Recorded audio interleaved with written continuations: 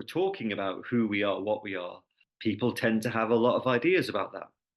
Even if they've never done any investigation, self-inquiry, what am I, who am I? They will have ideas. I'm the soul, I'm spirit, I'm energy, lots of beliefs, really. The whole life is often just a series of beliefs, but they're often uninvestigated. The nice thing about this approach is that it's testable. The discovery of the Buddha, his enlightenment wasn't that he had a cosmic experience. His enlightenment was the clear recognition of what he was not. It's not just the Buddhist point of view where we recognize what we're not. In the Hindu traditions, they have this approach, neti neti, not this, not this. And in Christian mysticism, the via negativa, the negative way, what are you not? So we're all walking around saying, here's what I am. My name's Mike, here's my job, this is what I do, that's what I am. That's not what you are. And so we can see fairly clearly that you look around at the external world and that's not you. That's the first thing. Everybody would agree with that, I would imagine. That's not you. You are not the outside world. But neither are we our inner world, because that inner world is made up of thoughts, feelings, emotions, sensations, ideas, memories. That's another world that you are aware of. So you're aware of the outside world, objects, mountains, houses. You're also aware of your inner world, thoughts, feelings, emotions, even your most intimate thoughts, feelings, and emotions. The thought I am, the feeling of your body as it sits here. That's something you are looking at. One of the things that can really pull the rug out from under us is the recognition that I'm not the body. It may seem like we have to have some kind of huge spiritual experience to really understand that. But no, it's just the understanding that your body is just a series of perceptions that you are aware of. If I look down at my body, it's an image in my mind. It's not me, it's an image I'm aware of. So you're not the outside world, you're not your inner world. And then there's the question, well, where are you then? Where are you? Because you're not in your mind, because that's just stuff that you're aware of. You're not in your body because anything you could point to as me would just be a feeling or an emotion or a sensation that you're looking at. It's the realization that you're not even in this. Where would you be? Oh, I'm in my head. But the head is just a feeling that appears to you. Oh, well, I'm in my body. But the body is just a feeling, sensations that appears to you. So where are you? I call it 3, 2, 1. You're not the world. You're not your inner world. You're not even in this. Anything you can find, label, point to as you is an object that you're looking at. And that's it. No enlightenment required. No cosmic experience required. Because even if you did have that, that would just be another thing you were aware of. And the thing that we're constantly missing is our own standpoint as awareness. And we get muddled up. We get confused and think, no, I'm the mind stuff. No, that's just thoughts and ideas that you're looking at. Oh, well, I'm the body stuff. No, that's still feelings and emotions that you're aware of. So where are you? The conclusion you come to is you're not anywhere. You can't find yourself in the mind. You can't find yourself in the body. You can't find yourself in the world. That's all just stuff. And so it's a bit like when you read a book. Which of the characters is you? Are you Gandalf? I mean, none of them are you. You're reading it. None of the characters are you, are they? When you go to watch the film, the movie, You're watching the film, you're engrossed in the film. Well, which character is you? Are you him on the screen? Are you her on the screen? No, you're not in the movie. You're not in the book. You're not in the movie. You're playing the video game. Well, which character are you? And even if you are a character, obviously you're one of the avatars. You've chosen your character, but you're not that character. I mean, that character can die, or it can, you turn the game off and the character disappears. You're never in any of that stuff, are you? When you read the book, you're not any of those characters. When you watch the film, you're none of those actors. When you play the video games, you're not any of those pixelated forms. And it's the same. When you look around, none of this is you. You're not in this. None of this holds your identity. And you might say, yeah, well, the outside world, yeah, I get that. I mean, I'm not in the outside world. I know that. But I'm in here. In here is just more stuff that's out there. You're looking at it. Almost like the thought is external to you. You're the one looking at it. It's an object to you. So actually, it's all external. The world is external. Your thoughts and feelings and emotions are external to you. Your innermost thoughts, me, I am, the inner dialogue in your mind, it's all external. Just the feeling of your body sitting here, existing, that subtle sense of your own beingness, your own existence, quiet aliveness. It's external. You're looking at it, you're noticing it, you're aware of it. Are you in any of that? No. I mean, I'm not saying it's not happening. It is happening. The movie is happening. But which one are you?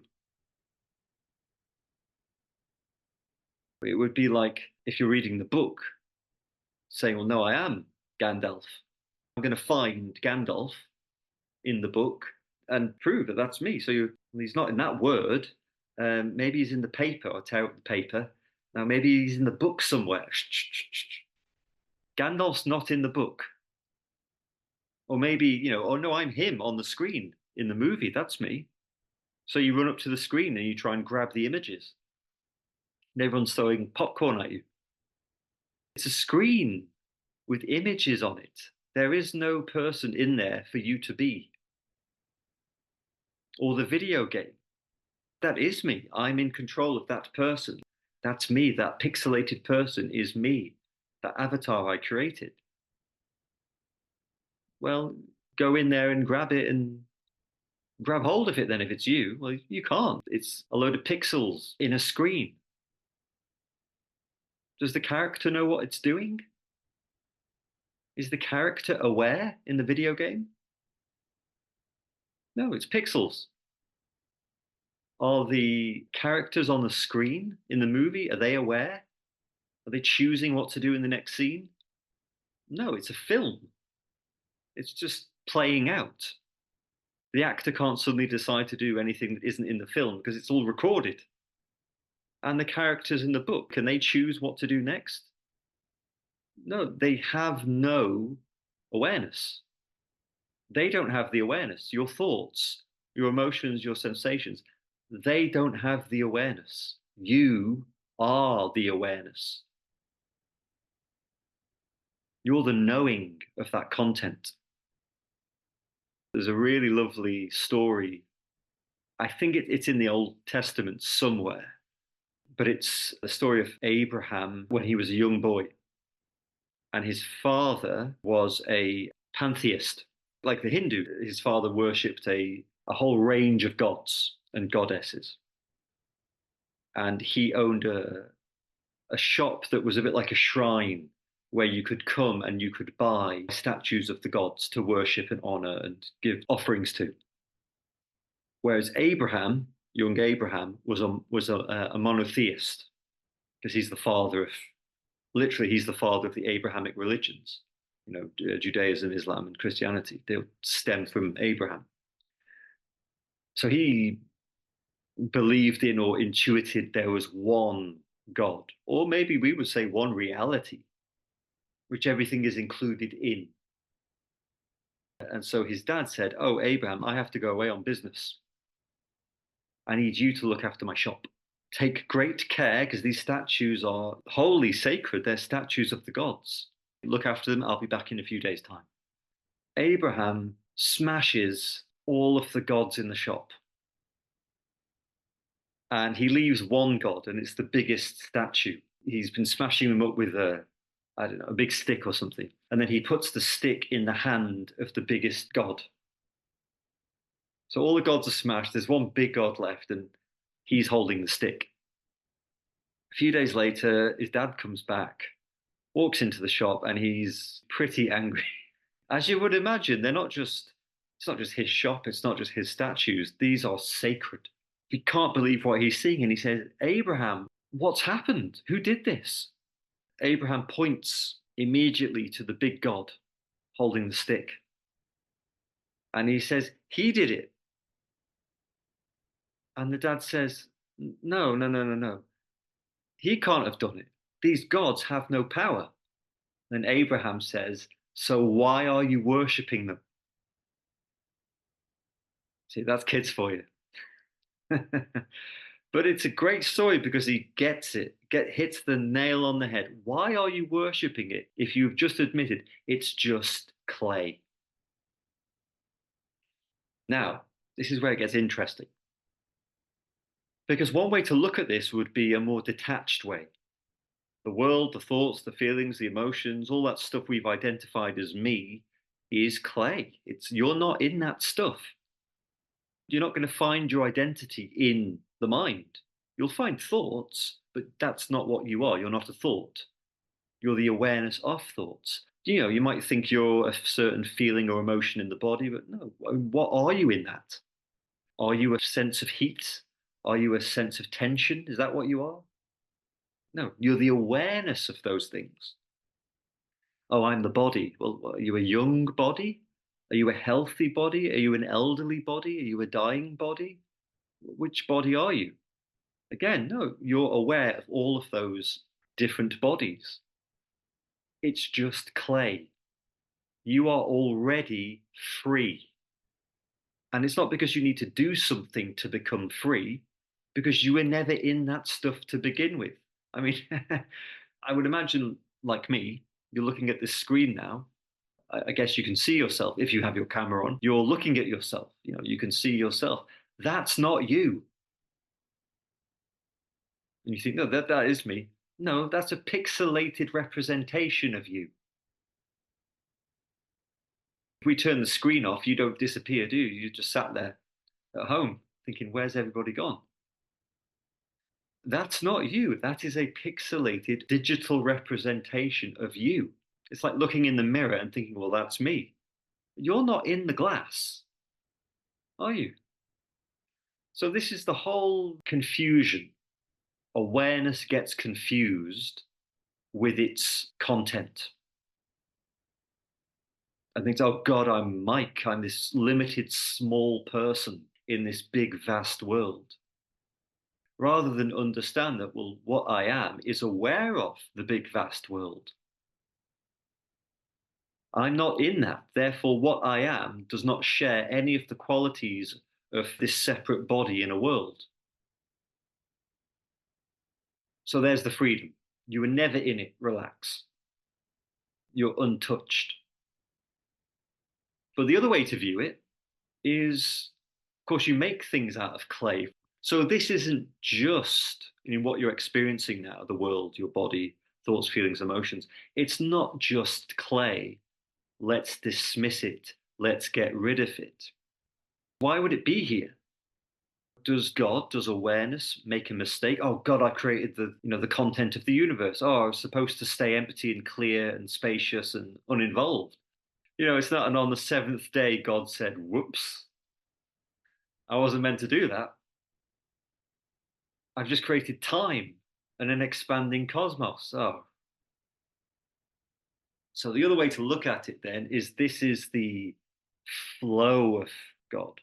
This is the ongoing moment to moment expression, creation of God, the everythingness of God. It's not just clay. And what is that everythingness made of? Well, there's only one thing. Call it what we want: awareness, consciousness, God, Brahman, Buddha mind, Christ consciousness. There's only one thing. And it's the one thing expressing as everything. And what that means is now there's really nothing to do. Because number one, you were never in this. And number two, this is it. So there's nothing to do. There was never anything to do other than understand that. You don't need to meditate on the mountaintop and get hit by lightning bolts. You don't need to purify yourself. You don't need to go off and chant for 10 years or you name it. They're just ideas your mind comes up with because the mind has no idea what it is. It thinks it needs an experience to become free or enlightened. But what's aware of that idea? What's aware of that thought? Even if you think, oh, I am unenlightened, doesn't that thought arise in your own awareness, which has no features, which doesn't get born, it doesn't die, it doesn't get old or sick, it's aware of birth and death and sickness and health. It's like the sky. Think of all the weather that passes through the sky, but the sky remains the sky. The clouds don't scratch it, the rain doesn't get it wet. And yet, in that analogy, I think the sky is thrilled, overjoyed, enthused, energized by all that weather pouring through it. Because it's taking place within the sky. If there was no sky, there'd be no weather. So, this is the understanding that the nothingness is on display right now, all the time, as the everythingness.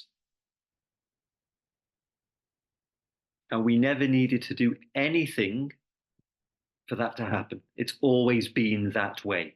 And that's the recognition. And all the traditions say it, it is simple. Why do we miss it then? Because it's simple.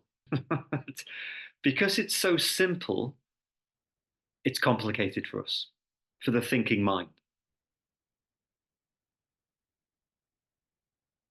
And yet, what do you need to do to be aware?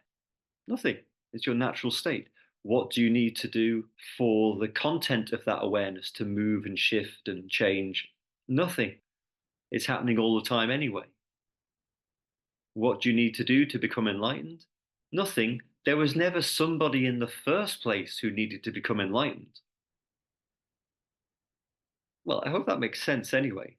We don't need to believe something. And it may sound like, oh, you believe in a lot then, might you believe in this unborn stillness that you're banging on about? I mean, they're just all words. Can you say, feel, think, experience anything that would not be an object of your awareness? That would be the test.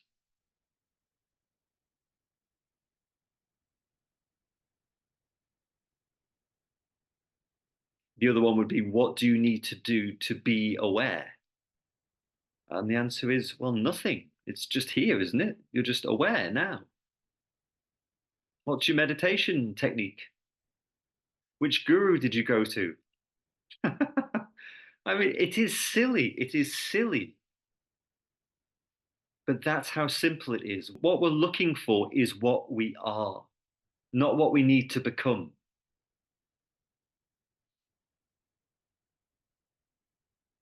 So it's hidden treasure. And yet it's always on display.